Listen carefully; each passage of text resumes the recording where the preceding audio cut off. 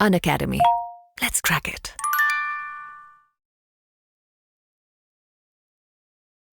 Unacademy. Let's crack it.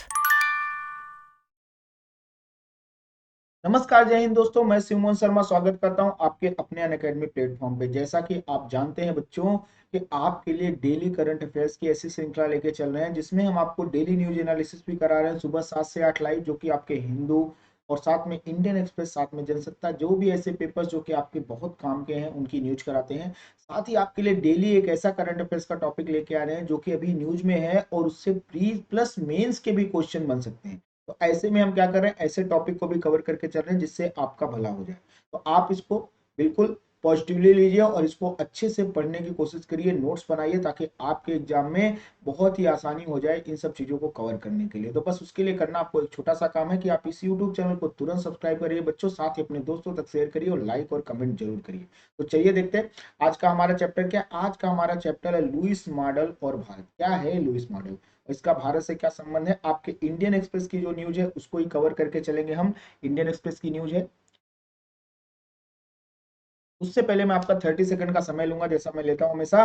तो आपको अन academy पे अगर सब्सक्रिप्शन लेना तो इस समय बहुत डिस्काउंट चल रहा है, क्योंकि त्योहार है, आप जानते हैं त्योहारों के सीजन में डिस्काउंट वैसे भी ज्यादा मिलता है। तो मान लीजिए अन अकेडमी आपको 25% डिस्काउंट दे रही है किसी भी एग्जाम पे, यूपीएससी का करना है या कोई भी एग्जाम। तो ये तो बाय डिफॉल्ट डिस्काउंट आपको मिल गया, लेकिन एक्स्ट्रा आपको कैसे डिस्काउंट मिलेगा, इसके अलावा और 25% डिस्काउंट आपको मिल जाएगा जब आप इस SIV5 कोड को लगाएंगे। जैसे आप SIV5 कोड को लगाएंगे आपका डिस्काउंट बढ़कर सीधा 50% पहुंच जाएगा। अब आप सोचिए, आपको 50% का डिस्काउंट मिल रहा है तो बिल्कुल एडमिशन क्यों नहीं लेंगे।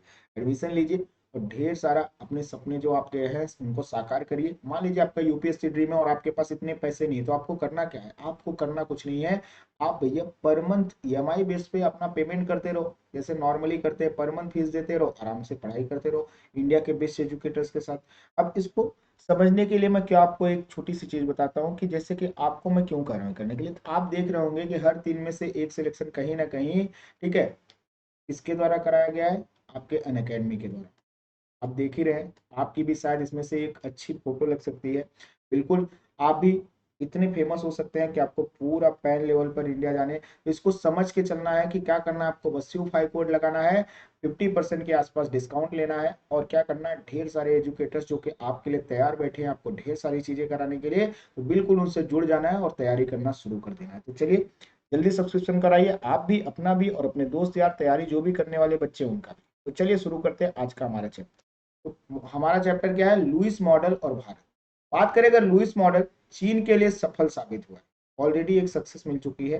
हालांकि कृषि से औद्योगिकरण में संक्रमण के दौरान चुनौतियों का सामना करने के कारण भारत इसके कार्यान्वयन से जूझ रहा है। भारत की बात करें तो भारत में थोड़ा सा दिक्कत का विषय बना हुआ है, क्योंकि इसके कार्यान्वयन के लिए भारत कैसे कर रहा है, क्योंकि हमारे यहाँ आज भी ग्रामीण जनसंख्या बहुत है। उस ग्रामीण जनसंख्या को, ठीक है, डायरेक्टली कन्वर्ट करके आप औद्योगिकरण की तरफ अगर डायरेक्टली ले जाएंगे तो कहीं ना कहीं ये बहुत ही बड़ी चुनौती है, क्योंकि आज भी ना आपके यहाँ पे एजुकेशन का लेवल, ना शिक्षा का लेवल इतना ज्यादा है, ना ही ऐसी जागरूकता है, और ना ही आपके पास इतने संसाधन मौजूद हैं। तो यहाँ पर आपको बैलेंस वे में अप्रोच करना पड़ेगा। तो इसके बारे में भी चर्चा करेंगे आगे। इसके अतिरिक्त उच्च पूंजी तीव्रता की ओर और विनिर्माण रुझान के कारण भारत प्रक्रिया में फॉर्म एज फैक्ट्री श्रम मॉडल में हस्तांतरित होने पर विचार कर रहा है। इसके बारे में भी चर्चा करेंगे, हर चीज आपको बताते चलेंगे। सबसे पहले बात कर ले मॉडल की। वर्ष 1954 में अर्थशास्त्री विलियम ऑर्थर लुईस ने श्रम की असीमित आपूर्ति के साथ आर्थिक विकास को प्रस्तावित किया। इनका मॉडल यही कहता है कि श्रम की असीमित आपूर्ति के साथ आर्थिक विकास को करना। अब कैसे करना है, इस कार्य के लिए लुईस को वर्ष 1979 में अर्थशास्त्र में नोबेल पुरस्कार भी मिल चुका है। यानी कि ये मॉडल बहुत ही सक्सेसफुल है, इसीलिए जो कुछ ऐसे स्पेसिफिक चीजें होती है तभी ये काम किया जाता है कि वो नोबेल मिलता है।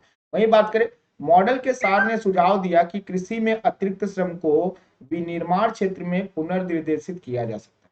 इसके लिए श्रमिकों को कृषि क्षेत्र से दूर आकर्षित करने के लिए पर्याप्त मजदूरी का प्रस्ताव देना आवश्यक है। और ये बहुत ही समझने की बात है कि बिल्कुल आज भी देखिए, आपको एक एग्जांपल भी दूंगा, आप इसको समझ भी सकते हैं। बात कर रहे हैं कि अतिरिक्त श्रम को विनिर्माण क्षेत्र में पुनर्निर्देशित किया जा सकता है कि आपके यहाँ पे जो विनिर्माण क्षेत्र है उसमें अतिरिक्त श्रम कैसे ला सकते हैं। आप जो कृषि सेक्टर में काम कर रहे हैं, ठीक है, कृषि क्षेत्र के, ठीक है, लोगों को अधिक मजदूरी यानी कि आप अच्छे लेवल पर पैसे देकर क्या कर सकते हैं, विनिर्माण क्षेत्र में इनको ला सकते हैं। जैसे कि आप एग्जांपल लीजिए, विनिर्माण क्षेत्र तो नहीं है लेकिन हाँ सरकार के द्वारा एक स्कीम शुरू की गई मनरेगा, जिसके तहत 100 दिन का आपको रोजगार मिलता है। और आप देखिए बहुत सारे ऐसे ग्रामीण कृषक हैं जो कि इसमें पार्टिसिपेट करते हैं और 100 दिन का रोजगार लेके अपना फायदा कमाते हैं। यानी कि ये आप देख सकते हैं कि ऑब्वियस है, बहुत सारी जगहों पे ये देखा जाता है एग्जाम्पल के तौर पर। वही बात करें, यह बदलाव सैद्धांतिक रूप से औद्योगिक विकास को उत्प्रेरित करेगा और उत्पादकता बढ़ाएगा और आर्थिक विकास को बढ़ावा देगा। जैसे जैसे विनिर्माण सेक्टर आपका बढ़ता जाएगा तो क्या करेगा, आपका औद्योगिक विकास बढ़ेगा और उत्पादकता बढ़ती जाएगी। बात करें लुईस मॉडल और चीन में कैसे रहा। चीन में इस मॉडल का अनुप्रयोग सफल रहा। चीन ने एक दोहरे ट्रैक दृष्टिकोण का उपयोग किया, जिसने अपनी जनसंख्या लाभ और शेष ग्रामीण श्रम का उपयोग करते हुए राज्य की योजना के साथ बाजार की शक्तियों को डायरेक्टली कनेक्ट किया। इस रणनीति ने क्या किया, विदेशी निवेश को आकर्षित किया तथा निर्यात एवं घरेलू उद्योग को बढ़ावा दिया। चाइना का माल पूरे आपके विश्व में मिलेगा इसी तकनीक के माध्यम से। बुनियादी ढांचे, शिक्षा और अनुसंधान एवं विकास में व्यापक निवेश ने चीन की उत्पादकता क्या कर दी, प्रतिस्पर्धात्मकता को बढ़ा दिया, जिसकी वजह से परिणाम स्वरूप तेजी से औद्योगिकरण हुआ और गरीबी में कमी आई और अर्थव्यवस्था में व्यापक बदलाव आया। और आप सोचिए कि वहां पे हर जगह पर फैक्ट्री है, कहा जाता है कि इतनी ज्यादा फैक्ट्रियां हैं और बहुत सारे सपोर्ट करता है चाइना जब ऐसे कोई उत्पादन करने की कोशिश करता है, इसलिए चाइना का माल हर जगह पे मिलेगा। किसी भी चीज का आपको डुप्लीकेट चाहिए तो आदमी क्या करता है, चाइनीज माल है क्या, ऐसे देखिए आप कहता है आदमी, क्योंकि ये सक्सेसफुल मॉडल हो गया और पूरे विश्व में चाइना ने इससे बहुत पैसा कमाया। लुईस मॉडल और भारत की बात करने वाले थे हम। जो कृषि जो ऐतिहासिक रूप से भारत के अधिकांश कार्यबल को रोजगार देती है, इस संदर्भ में कमी का अनुभव किया। भारत का अगर देखा जाए सबसे ज्यादा रोजगार देने वाला सेक्टर कौन से है, सबसे ज्यादा रोजगार किसमें है, कृषि में ही है। क्योंकि आज भी मोर देन, ठीक है, अगर देखा जाए 55 टू 60% जनसंख्या क्या है, वो ग्रामीण क्षेत्रों में निवास कर रही है, उस ग्रामीण सेक्टर से जुड़ी हुई है, इसलिए सबसे ज्यादा रोजगार इसी के द्वारा जनरेट होता है।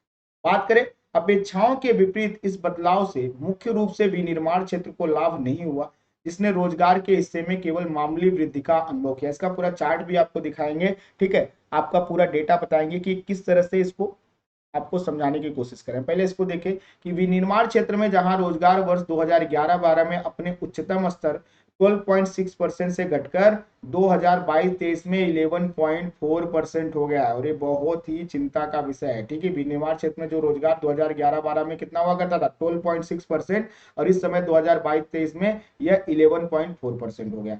बात करें विनिर्माण रोजगार में कमी मुख्य रूप से सेवाओं और निर्माण में श्रम के बढ़ने की प्रवृत्ति को दर्शाती है। जो अर्थशास्त्री लुईस द्वारा उल्लिखित अपेक्षित संरचनात्मक परिवर्तन के विपरीत है, यानी कि उल्टा चल रहा मामला भारत में। इसको एक थोड़ा सा चार्ट से समझने की कोशिश करते हैं। आपको यहाँ पे चार्ट दिख रहा होगा, ये पूरा का पूरा डेटा है आपका एग्रीकल्चर और मैन्युफैक्चरिंग से संबंधित डेटा है यहाँ पर। तो जैसा आपको दिख रहा होगा, ठीक है, कि ऊपर एग्रीकल्चर दिया हुआ, मैन्युफैक्चरिंग दिया हुआ, ठीक है, और ये परसेंटेज जो है जो वर्क फोर्स है उसकी, और यहाँ पर आप देखते हैं। और ये डेटा कहाँ से जारी हुआ है, एनएसएसओ एम्प्लॉयमेंट एंड अनएम्प्लॉयमेंट सर्वे के द्वारा। ठीक है, इसको ध्यान में रखना है। अब बात करें यहाँ पर कि आप देखिए 1993 की जब बात करें, 93-94 के आसपास, तो यहाँ पर आपका कृषि सेक्टर देखिए 64.6% वर्क फोर्स थी और आपके विनिर्माण सेक्टर में 10.4% के आसपास थी। और ये बढ़ते बढ़ते 1999 में, ठीक है, देखिए 10.7% हो गया विनिर्माण, और कृषि क्षेत्र धीरे धीरे घटते चले आ रहे हैं। 2004-05 में भी देखिए घट गया कृषि क्षेत्र और विनिर्माण क्षेत्र आगे चले गया। 2011-12 में 48.9% पे आ गया कृषि, विनिर्माण क्षेत्र 12.6%। 2017-18 में आप देखिए 44.1%, लगातार कृषि का जो वर्क फोर्स है ना वो घटते चले जा रहा है और ये 12.1% तक पहुंच गया। 2018-19 में 42.5% और 12.1% पहुंच गया। 2019-20 का डेटा आप देखेंगे तो ये 45.6%, फिर से कृषि सेक्टर में लोग जाना शुरू किए और फिर से विनिर्माण क्षेत्र में 11.2%। और फिर देखिए 2020-21 में फिर से लोग कृषि की तरफ प्रभावित हो रहे हैं, वर्कफोर्स किधर जा रहा है, फिर से कृषि सेक्टर में 46.5% हो गया है और विनिर्माण सेक्टर में कम होते जा रहा है 10.9, जो कि उल्टा दर्शा रहा है, लुईस मॉडल को एकदम अपोजिट जा रहा है। 2021-22 में भी थोड़ा सा कृषि फोर्स का जो वर्क फोर्स था वो कृषि सेक्टर में, एग्रीकल्चर सेक्टर में थोड़ा सा कम हुआ, जो कि पिछले अगर डेटा के हिसाब से देखें तो 40.5 रहा, और थोड़ा सा विनिर्माण सेक्टर में 11.6 तक बढ़ा। वहीं पे 2022-23 का डेटा है वो 45.8, यानी फिर से कृषि सेक्टर की तरफ फिर से एक तरफ मुंह दिख रहा, और 11.4% आपके विनिर्माण सेक्टर में, यानी लुईस मॉडल का उल्टा हो रहा है। जहां से कृषि क्षेत्रों से निकल के लोग को विनिर्माण क्षेत्र में आना चाहिए, वापस से लोग कृषि क्षेत्र की तरफ जा रहे हैं। भारत में लुईस मॉडल के कार्यान्वयन में चुनौतियां क्या क्या है, इसको समझेंगे तो समझ में आया। कम वेतन संबंधी बाधाएं, शहरी विनिर्माण सुविधाओं में, जहां पे शहरी विनिर्माण की बात आती है तो क्या हो जाता है, यहाँ पर लोगों को कम वेतन और अपर्याप्त सामाजिक सुरक्षा मिलती है। शहरी जीवन की उच्च लागत को देखते हुए ग्रामीण कृषि मजदूरों को हस्तांतरित करने के लिए उभारने में विफल रही, तथा इसने लुईस मॉडल के कार्यान्वयन में बाधा उत्पन्न की है। भाई शहर में जाके पता लगा आप 15,000 रुपया कमा रहे हो, उस 15,000 रुपए में आप 10,000 रुपया आपका अपना खर्चा हो जा रहा है, तो आप क्या बचा रहे हो क्या नहीं बचा रहे हो वो खत्म हो जाता है। और रहने की ना सुविधा ना खाने पीने की सुविधा, इससे बड़ी परेशानी है, इसलिए लोग थोड़ा सा अवॉइड करते हैं। विनिर्माण में तकनीकी बदलाव की बात करें, विनिर्माण उद्योग तेजी से पूंजी गहन हो रहे हैं, जो रोबोटिक्स और कृत्रिम बुद्धिमत्ता जैसे श्रम विस्थापित प्रौद्योगिकी पर निर्भरता दर्शाते हैं। एआई टेक्नोलॉजी, साथ में ढेर सारी जगहों पे रोबोटिक्स आ जाने से लोगों की डायरेक्ट इन सब सेक्टर्स में जरूरत नहीं रही। आप देखिए बड़ी बड़ी फैक्ट्रीज में क्या है, बड़े बड़े रोबो हैंड लगे हुए हैं जो कि ऐसे सब काम करने के लिए आगे आ रहे हैं। बात करें यह परिवर्तन श्रम गहन क्षेत्रों द्वारा अधिशेष कृषि श्रमिकों को समायोजित करने की नियोजन क्षमता को प्रतिबंधित करता है, जिसकी वजह से यह प्रभाव उल्टा देखा जा रहा है। प्रचंड बेरोजगारी की स्थिति, इसको बोलते हैं डिस्गाइज्ड अनएम्प्लॉयमेंट। भारत को कृषि क्षेत्र में प्रचंड बेरोजगारी के परिदृश्य का सामना करना पड़ता है, जहां अतिरिक्त श्रमिक उन गतिविधियों में संलग्न है जो उत्पादकता अथवा आय में वृद्धि को योगदान नहीं देते। अतिरिक्त श्रम की स्थिति के कारण श्रमिकों का अन्य उद्योगों में स्थानांतरण जटिल हो जाता है। अगर आपको नहीं समझा तो इसको सरल भाषा में बता देता हूँ। प्रचंड बेरोजगारी क्या होती है, इसका मतलब होता है कि मान लीजिए आपका 1 बीघे का खेत है, इसको ऐसे समझिए एक एग्जाम्पल से। 1 बीघे के खेत में, ठीक है, आप लोगों ने 3 लोगों ने काम किया एक साथ, 3 लोगों ने काम करके वहां पे क्या किया, मान लीजिए 5 कुंतल कोई अनाज उगाया। पता लगा अगले साल उसी 1 बीघे खेते में, ठीक है, 3 की जगह 5 लोगों ने काम किया, और फिर भी अनाज कितना होगा, 5 कुंतल ही होगा। ऐसे में जो 2 एक्स्ट्रा लोग यहाँ पे आपको जुड़े हुए दिख रहे हैं, जो +2 हुए हैं, 3 के बजाय 5 हुए हैं, ये क्या कह रहा है, प्रचंड बेरोजगार, क्योंकि ना इनकी वजह से उत्पादकता में कोई भी वृद्धि नहीं हुई। 5 कुंतल का 5 कुंतल ही फालतू टाइम पास करे, करने का मतलब ये। तो ये प्रचंड बेरोजगारी बहुत ज्यादा भारत में देखी जाती है। कौशल भिन्नता की बात करें, कार्यबल का कौशल और जो कौशल उद्योग तलाशते हैं, दोनों में भिन्नता होती है। अब परेशानी क्या है कि हमारे यहाँ उल्टा मामला है।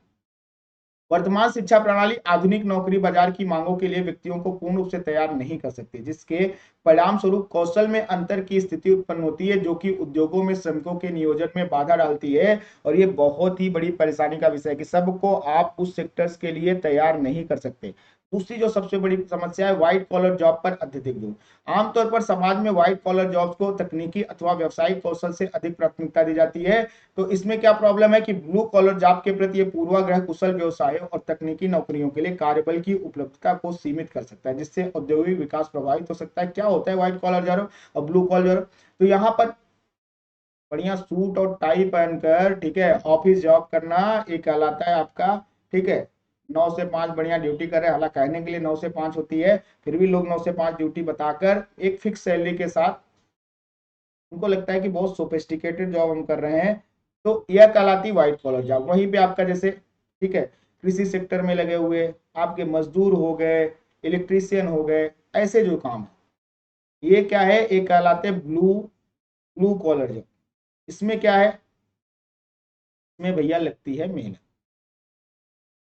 श्रम गहन है, ठीक है, यहाँ पर श्रम की जरूरत होती है, मेहनत की जरूरत होती है। और लोग व्हाइट कॉलर वाले ऐसे लोगों को, क्योंकि यहाँ पर सूट टाई की जॉब आपको तभी मिलेगी जब आपने भाई पढ़ाई लिखाई अच्छे से की है, पढ़ाई आपकी बहुत ही बेहतर हुई है, आपको अच्छे लेवल पे आपने एजुकेशन प्राप्त की, तभी मिलेगी। और यहाँ पर कौन है, यहाँ पे स्किल सिर्फ है, इनके पास मेहनत है, उस हिसाब से काम करे। तो लोग जो व्हाइट कॉलर वाले हैं उनको ये बड़ा ही ब्लू कॉलर वाले के प्रति काम करने के लिए, इसे ऐसे काम करने के लिए तैयार नहीं होते। वो बोलते हैं अरे मैं ऐसे काम के लिए थोड़ी बना इतनी पढ़ाई लिखाई करके। इसकी वजह से भी औद्योगिक विकास प्रभावित हो रहा है। बात करें भारत में औद्योगिक क्षेत्र के विकास से हालिया सरकारी पहले शुरू की गई हैं, जैसे उत्पादन आधारित प्रोत्साहन यानी प्रोडक्शन लिंक्ड इनिशिएटिव शुरू किया गया, पीएलआई योजना। इसका उद्देश्य क्या है कि घरेलू विनिर्माण क्षमता को बढ़ाया जाए, जिससे कि थोड़ा सा इस सेक्टर में उन्नति हो। पीएम गतिशक्ति राष्ट्रीय मास्टर प्लान भी शुरू किया गया। यह मल्टी मॉडल कनेक्टिविटी इंफ्रास्ट्रक्चर परियोजना है ताकि विनिर्माण क्षेत्र के द्वारा डायरेक्टली कनेक्टिविटी की जाए। भारतमाला परियोजना, इसका उद्देश्य उत्तर पूर्व भारत के साथ कनेक्टिविटी में सुधार करना है क्योंकि बहुत ही ज्यादा जरूरी है। वहीं बात करें स्टार्टअप इंडिया, इसका प्रमुख कार्य भारत में स्टार्टअप संस्कृति में बढ़ावा देना था। और मेक इन इंडिया 2.0, इसका लक्ष्य भारत को एक वैश्विक डिजाइन और विनिर्माण केंद्र में परिवर्तित करना है। हालांकि काफी सक्सेसफुल कुछ चीजें चल रही है इसमें से। जैसे जैसे भारत अपने औद्योगिक क्षेत्र की उन्नति का प्रयास कर रहा है, उसे अपने विकास पथ को बढ़ाने के लिए पूरक विकल्पों की तलाश करनी पड़ेगी। कैसे करेंगे तलाश भैया, ये भी बहुत ही ज्यादा इंपॉर्टेंट है। भारत के लिए लुईस मॉडल के अतिरिक्त अन्य क्या विकल्प हो सकते हैं? तो फॉर्म एज फैक्ट्री मॉडल, मैंने बताया ना, अभी इसको बताता हूं मैं। तो क्या अपना रहा है भारत? Farm as factory model. यह मॉडल श्रमिकों को कृषि से विनिर्माण क्षेत्र में हस्तांतरित करने के बजाय भारत के किसी क्षेत्र के भीतर मूल्य संवर्धन और उत्पादकता बढ़ाने पर ध्यान केंद्रित करने का सुझाव देता है। यानी कि आपके यहाँ पर क्या, किसानों की आय दोगुनी करेंगे, किसानों की आय दुगनी की जाएगी, इसी बात को लेकर चल रहा है ना, या प्रचार प्रसार चला है। ठीक है, कैसे करेंगे? फॉर्म एज फैक्ट्री मॉडल के द्वारा। कृषि व्यवसाय, जैव ईंधन और खाद्य प्रसंस्करण को बढ़ावा देने के पर जोर देकर इस दृष्टिकोण से ग्रामीण श्रमिकों के लिए रोजगार के अवसर, आय सृजन तथा नवाचार को बढ़ावा दिया जा सकता है। इस मॉडल के अनुसार सेवाओं में भारत के तुलनात्मक लाभ का उपयोग देश की अर्थव्यवस्था को बढ़ावा देने के लिए किया जाना चाहिए। साथ में सूचना प्रौद्योगिकी, बिजनेस प्रोसेस आउटसोर्सिंग, पर्यटन, स्वास्थ्य देखभाल, मनोरंजन जैसे क्षेत्रों में भारत की उपस्थिति यह मजबूत है। क्षेत्र उच्च कौशल वाले रोजगार उत्पन्न कर सकते हैं, साथ में निर्यात को बढ़ावा दे सकते हैं और विदेशी निवेश को भी आकर्षित कर सकते हैं। तो इस क्षेत्रों में थोड़ा सा प्रयास ज्यादा करने की आवश्यकता है।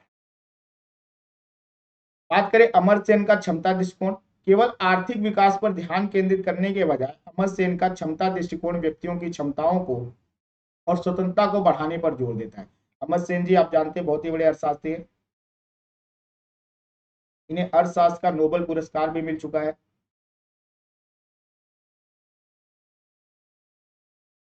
नोबेल पुरस्कार भी मिल चुका है। ठीक है, ये शिक्षा, स्वास्थ्य देखभाल और सामाजिक समर्थन को प्राथमिकता देकर इस दृष्टिकोण का उद्देश्य व्यक्तियों को उसकी पसंद और अवसरों के साथ आगे बढ़ाने पर है। और यह बात, इसी बात के लिए इनको नोबेल भी मिला था, इसी चीज को इन्होंने एक्सप्लेन किया था। तो ये भी ध्यान रखने की जरूरत है क्योंकि ये भी बहुत ही ज्यादा इंपॉर्टेंट है। तो चलिए आज का हमारा चैप्टर यही समाप्त हो रहा है। जैसा कि आप सभी जानते हैं, आपके फिर से मैं 30 सेकंड का समय लूंगा और आपके लिए कुछ खास चीजें इंपॉर्टेंट है वो भी बताना जरूरी है कि आपके लिए स्पेशल क्लासेस चल रही है। कहाँ चल रही है स्पेशल क्लासेस? आपके लिए राज व्यवस्था की स्पेशल क्लासेस चल रही है। कहाँ पे चल रही है? तो ये फ्री क्लासेस चल रही है आपकी अनअकैडमी के लर्निंग ऐप पर। एक भी रुपया नहीं लगना है और आपके लिए बहुत ही ज्यादा जरूरी है क्योंकि ये स्पेशल क्लासेस कैसे चल रही है, आपको चैप्टर पढ़ा रहे हैं। चैप्टर कैसे पढ़ा रहे हैं? क्वेश्चन के माध्यम से। ढेर सारे क्वेश्चन हम लोग लगा रहे हैं, उस क्वेश्चन को समझ रहे हैं और जान रहे हैं। बहुत सारे बच्चे जुड़ते हैं, ठीक है, चैट के माध्यम से बात करते हैं। तो आप भी उस चैट के माध्यम से चर्चा कर सकते हैं, हमसे बिल्कुल डायरेक्टली कनेक्ट हो सकते हैं, जिसके माध्यम से आपको कोई कंफ्यूजन है तो बिल्कुल दूर करने का प्रयास किया जाएगा। तो 10:15 से 10:15 से आपकी क्लासेस चल रही हैं डेली बेसिस पर, तो जरूर ज्वाइन करिए। अनअकैडमी लर्नर ऐप पर आपको करना कुछ नहीं, बस मेरा नाम सर्च कर लीजिए। जैसे आप शिव मोहन डालेंगे आपको मैं दिख जाऊंगा, शिव मोहन धनराज शर्मा आपको दिख जाएगा। आप बिल्कुल जाके वहां पर इसको क्या कर सकते हैं, इसको बिल्कुल इनरोल कर लीजिए। चलिए, तो आज का वीडियो यही समाप्त हो रहा है। आप तुरंत इस यूट्यूब चैनल को सब्सक्राइब करिए, साथ ही अपने दोस्तों तक शेयर करिए और लाइक और कमेंट तो जरूर करिए बच्चों।